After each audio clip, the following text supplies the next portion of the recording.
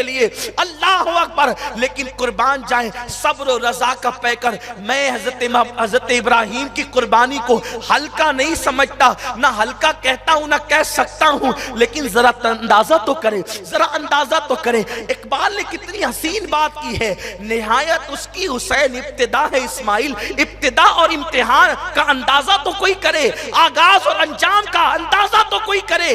مولا علی اکبر جیسے میدان کربلا میں گئے، ہم شبیہ رسول کو دیکھ کر ان کے چھکے چھوٹ گئے، ان کے ہاتھوں سے تلواریں چھوٹنے لگی، ہمت جواب دینے لگی۔ میرے مولا علی اکبر نے آواز لگائی، ہے کوئی مقابلے کے لیے؟ المختصر یہ کہ ان لوگوں نے کہا حسین کا بیٹا علی اکبر ہے، اس کو ذبح کر دیا جائے۔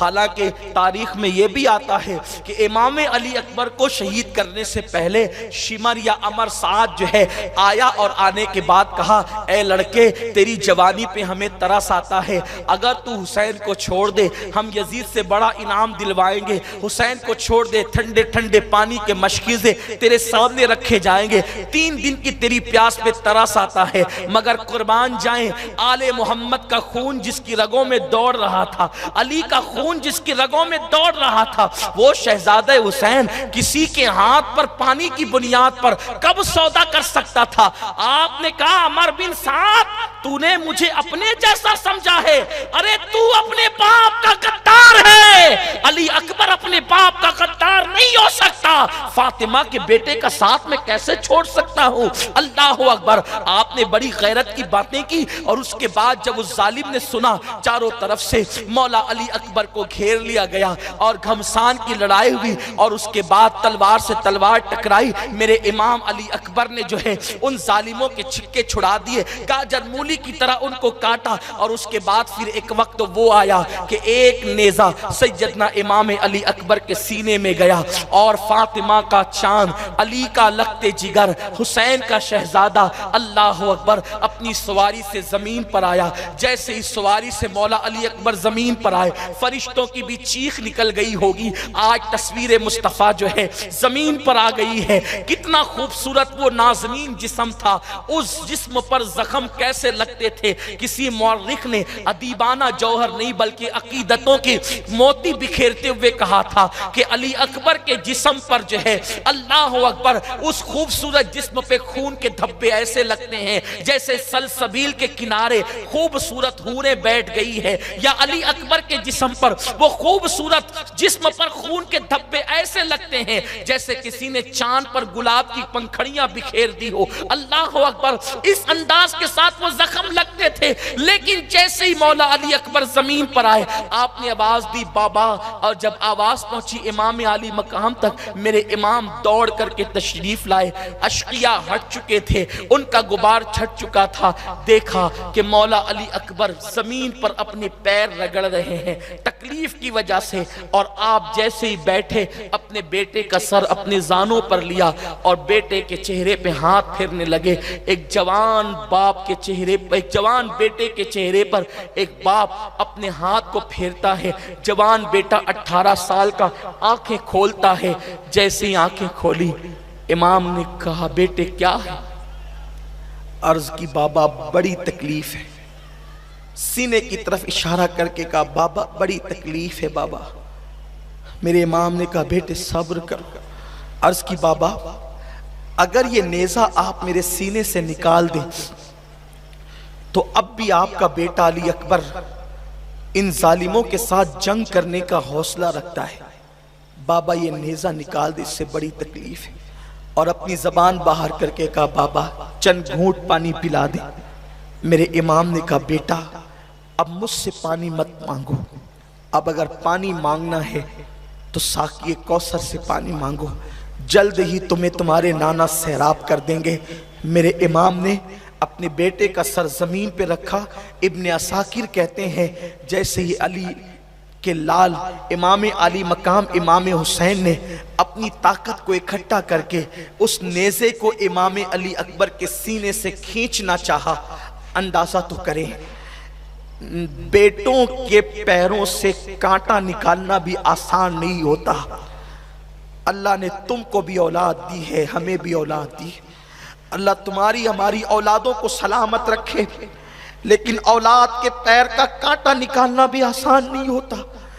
بیٹے کے سینے سے نیزہ نکالنا ہے امام حسین کو. امتحان پر امتحان، آزمائش پر آزمائش. مولا حسین نے اپنی 56 سالہ طاقت و قوت کو اکٹھا کیا، اور اکٹھا کرنے کے بعد جیسے ہی نیزہ آپ نے کھینچنا چاہا، ابن عساکر کہتے ہیں نیزے کی انی پر امام علی اکبر کا دل نکل آیا. جیسے ہی امام علی اکبر کا دل امام حسین نے نیزے پہ دیکھا، امام حسین کے حوالے سے ابن عساکر کہتے ہیں اب تک میرے حسین کے داڑھی اور سر کا کوئی بال سفید نہ ہوا تھا. بڑی بڑی مصیبتیں آئی، لیکن امام علی مقام کو ان مصیبتوں نے بوڑھا نہیں کیا. آج 18 سال کے کڑیل جوان بیٹے کا دل میرے امام نے جب نیزے کی انی پہ دیکھا تو امام علی مقام کے سر اور داڑھی کے سارے بال سفید ہو گئے. حسین اپنے بیٹے کا 18 سال کے بیٹے کا لاشا اپنے کندھوں پہ ڈالتے ہیں، لاشا اٹھانا چاہتے ہیں لیکن اٹھتا نہیں. ہمت جواب دے جاتی ہے. میرے امام نے ہاشمی خون کی طاقت کو آواز دیا، اور اس کے بعد پھر اپنے کندھوں پہ لاشا ڈالا، اور پھر علی اکبر کا لاشا لے کر خیمے کی طرف آئے. ابھی علی اکبر کا لاشا خیمے میں رکھا ہی تھا،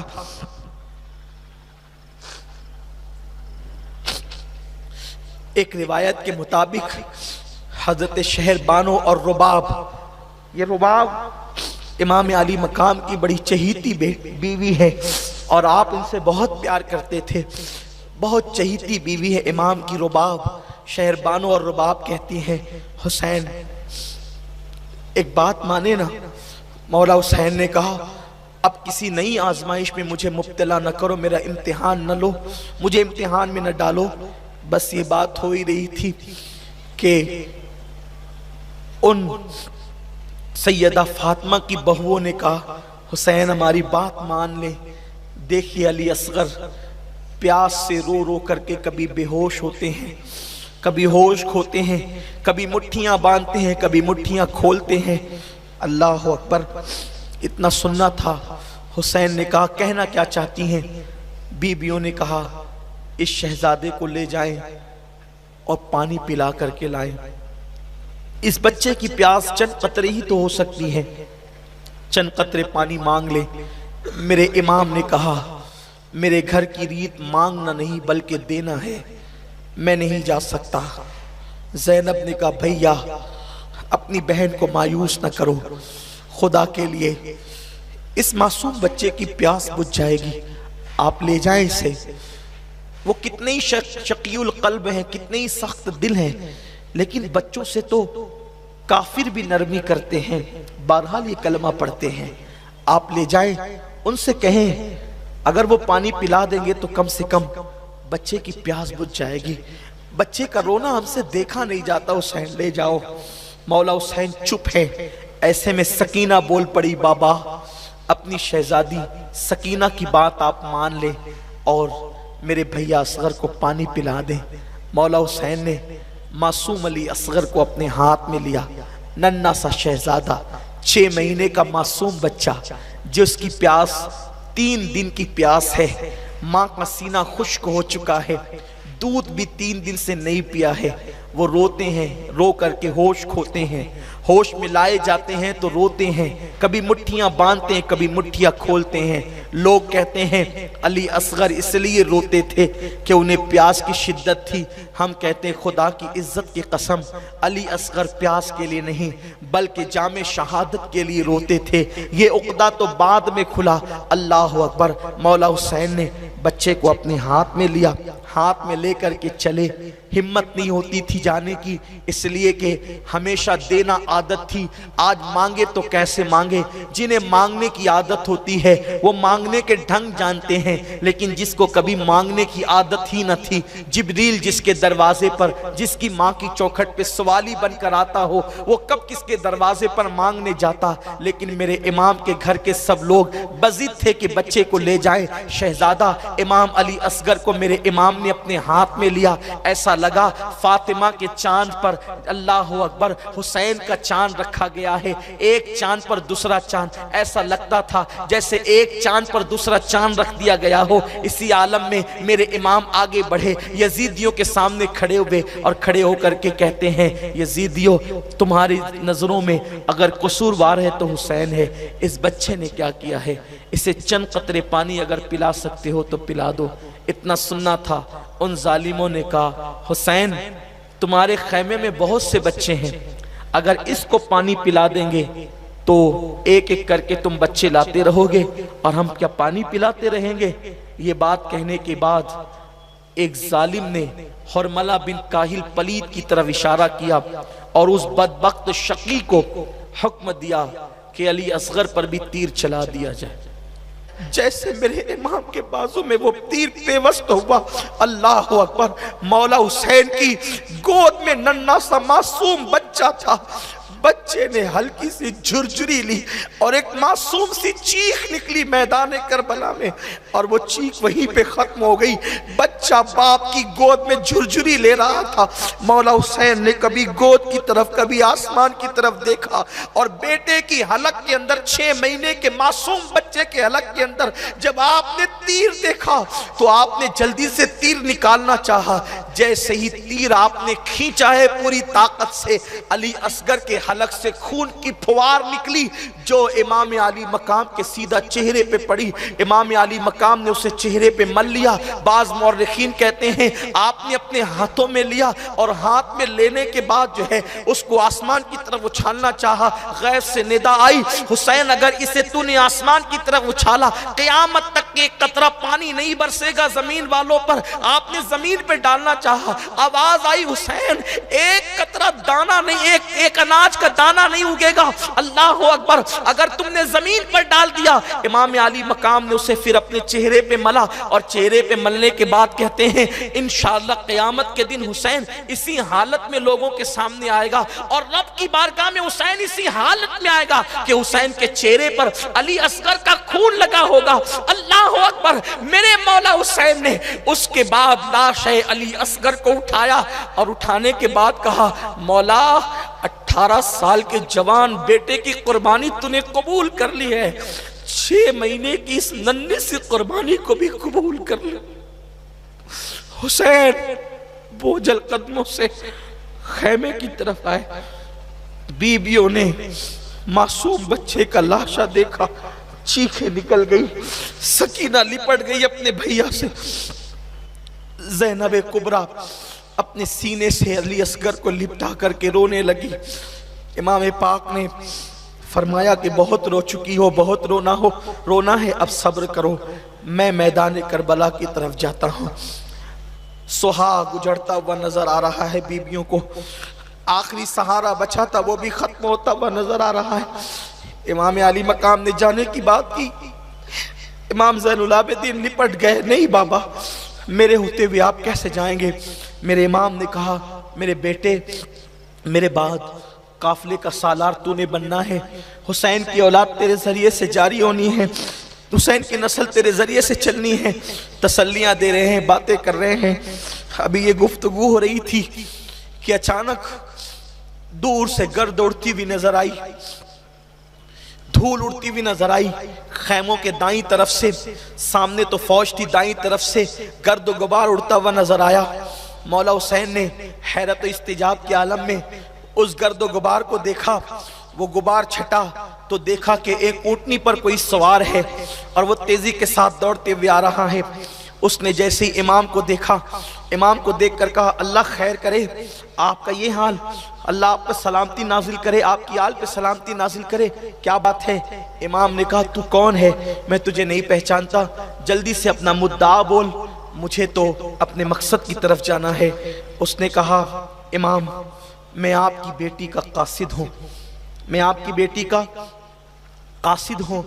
دراصل بات یہ ہے میں حج کو گیا تھا، حج کو جب میں گیا تھا تو حج کو جانے کے بعد جب میں حج کر کے مدینہ منورہ پہنچا، وہاں جانے پر میں نے دیکھا ایک ننھی سی شہزادی برقع اوڑھ کر کے اور اپنے آپ کو چادر میں لپیٹ کر کے روضہ رسول پر آ کر کھڑی ہوتی ہے اور دن بھر روتی ہے، اور جو آتا ہے اس سے باتیں کرتا ہے اور اس کی بات سن کر کے واپس چلا جاتا ہے۔ میں بھی گیا، میں نے پوچھا آپ کون ہیں؟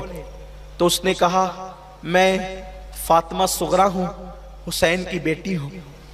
میرا بابا 6 مہینے ہو گئے کوفہ گئے، مکہ جانے تک کی خبر ہے، لیکن کوفہ جانے کے بعد میرے بابا کی کوئی خبر نہیں، میرے گھر والوں کی کوئی خبر نہیں، نہ کوئی خط آتا ہے، نہ کوئی قاصد آتا ہے، نہ کوئی جواب آتا ہے، نہ کوئی بات آتی ہے۔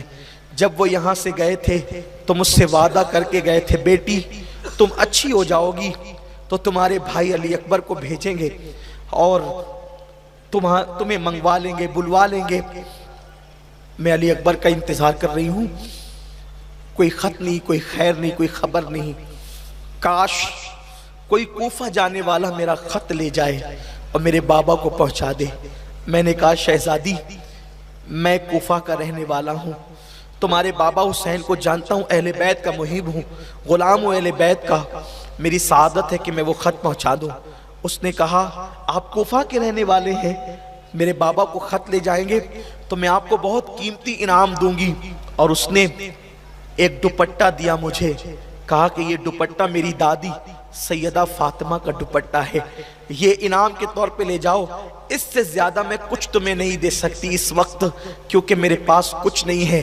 البتہ یہ وعدہ ضرور کرتی ہوں کہ میرا خط تم نے میرے بابا تک پہنچا دیا تو وعدہ کرتی ہوں قیامت کے دن اپنے نانا سے تمہیں جنت ضرور دلوا دوں گی۔ یہ کہہ کر کے اس نے ایک خط دیا، میں نے خط لیا اور اس نے چھوٹی سی ایک گٹری دی۔ وہ گٹری کیا تھی؟ میں نے پوچھا اس گٹری میں کیا ہے؟ تو کہا اس میں جب میرے گھر کے لوگ، میرے بابا، میری امی، میری پھوپھی سب لوگ کوفہ جانے لگے تھے تو میرا ایک چھوٹا سا بھائی علی اصغر بھی ان کے ساتھ تھا، اس میں علی اصغر کے لیے میں نے کچھ